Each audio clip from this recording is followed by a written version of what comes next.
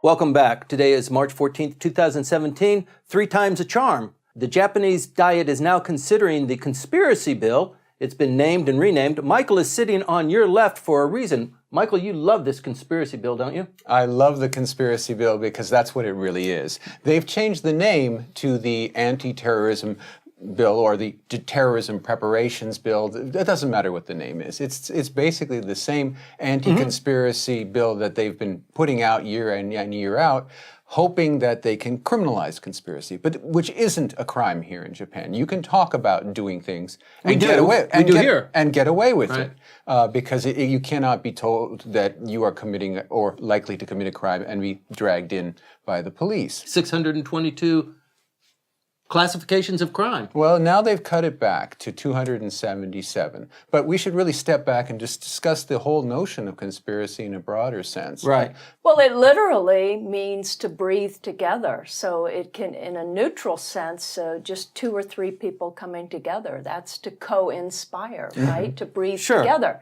But in this context, of course, with the Abe administration, with its interest in dismantling Secrecy. Article 9, with this quote about maybe trying to censor or stifle the free press, of course, we're all going to get a little bit concerned about how broad is this blanket going to be. As you say, it's not illegal for people to discuss what they might want to do. Now the government is saying you have to have the actual material in place and that there's an imminent act that you're registering to be arrested. But it doesn't really include ordinary people, right? It doesn't include ordinary people, but that's always a ruse. And I'd like to hear Glen Fukushima's view of the whole secrecy and conspiracy idea. Well, you know, since I don't live in Japan, I haven't followed the elements of the legislation that as closely as all of you have. But it does remind me of the whole state secrets protection law issue from a couple of years ago. And I think that it is within the context of the Abe government trying to clamp down and to, have better control of the situation. So I think that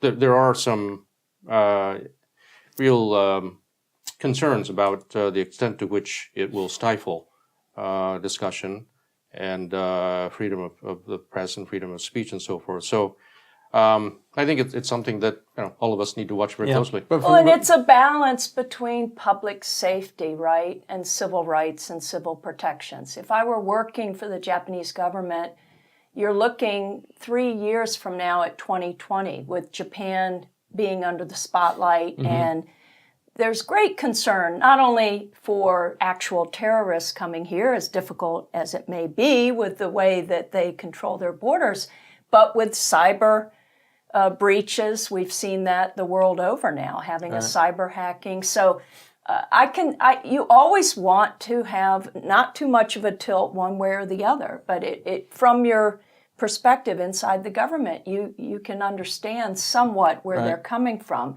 It's just that the Japanese people and the public and foreigners here, it's hard for us to sort of wrap our arms around all of these different classifications and without worrying that how am I as a citizen, a foreign citizen living here, am I going to be protected if I'm overly critical, say, of the government? Is that going to be seen? I think there's a couple of things too here. One is that I think in Japan it's been traditionally the case that bureaucratic discretion is greater than in many other countries, at least advanced industrialized countries. And the other is the role of the courts and to what extent the courts will protect individuals or institutions. And here again, I think there's some doubts that to what extent the courts will act independently to protect individual rights and rights of organizations as opposed to the state rights. Yeah, exactly. You saw with the so-called Muslim ban and the temporary travel ban, how quickly the courts responded to that, a federal court in California. So. But there would be no such response here in Japan to any kind of action. First of all, prosecutors have broad leeway, and generally, when they file, it is the presumption of the court, though it's not written down, that you're guilty. You're guilty. Yeah, the prosecutors wouldn't file otherwise. Right. And so mine is just to be the procedural stamp of approval on what is already an act that has already been established. So there's no backup in terms and you can even say, if you're something of a wag, you could say that in Japan they don't have a Department of Justice. It's the Homusho. It's the Ministry of Law. Right. Justice, forget it. You're not going to get justice. You're going to get the law, and the law will be interpreted again, as Glenn has just said, by a bureaucrat who will have broad powers to decide what indeed is happening. And there's also, of course, a historical background to this in terms of Mr. Abe always talks about it's been 70 years since the war, and we have to move beyond it. We have to move beyond World War II. But for many in Japan, World War II is the crux of the whole story. And that the state that existed before 1945 and the defeat was a state where... A police state where associations were not free, where the press was not free, was the ability to think, to academic freedom. All these freedoms were not protected. And any step back toward that pre-1945 state, for them is a threat to the life that they've had. And so there is an ingrained branding problem, even if there is, of course, for the Olympics, and let's not forget the Rugby World Cup in 2019, there's a need to coordinate internationally with anti-terrorist organizations or anti-terrorist functions of other governments. That's there, yeah, but to brand it in a Japanese sense has proven to be really hard. Right. Well, the bureaucracy in general, but also in particular this prime minister, has always been accused of overreaching and trying to grab more. And the terrorism part of this bill only came in later as a shoehorn to kind of get it passed through the Diet. It's actually a rebranded. You would love it because it originally was called the Conspiracy Bill, the Anti-Conspiracy Bill, and they realized that went nowhere with the public, so they actually changed the name of the bill to Terrorism Preparations, etc. Well, I don't like that name either. Yeah. They're going to have to rebrand a third time. But sugarcoating things immediately says, okay, so what you had before was that you weren't being honest about what that is. How can we trust you're being honest about what you're offering now? It's a downhill slide, I think, for the government. But they're going to try to pass it by the end of this Diet session. And you think the chances are pretty good?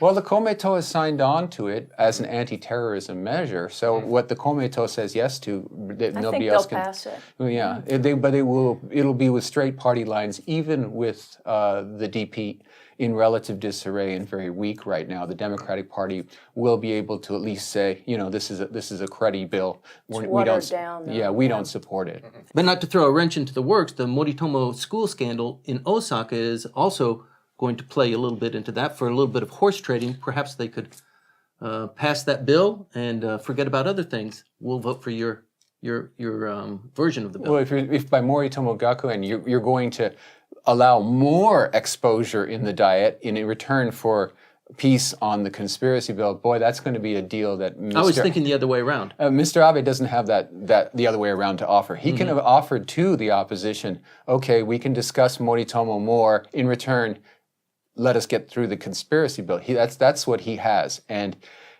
unfortunately, it's not a great deal. That's not very good. They can say it's going to come out anyway. I mean, we have just yesterday, it looks like Defense Minister Inanna is completely fried. If she manages to survive as defense minister through the week, she'll still be completely discredited as a minister. She lied in the Diet about her involvement with that organization. She was indeed the lead lawyer for them in 2004, even though she swore that she had never done any legal work for them or represented them at all. He's going to have his hands full, and he doesn't have a deal then.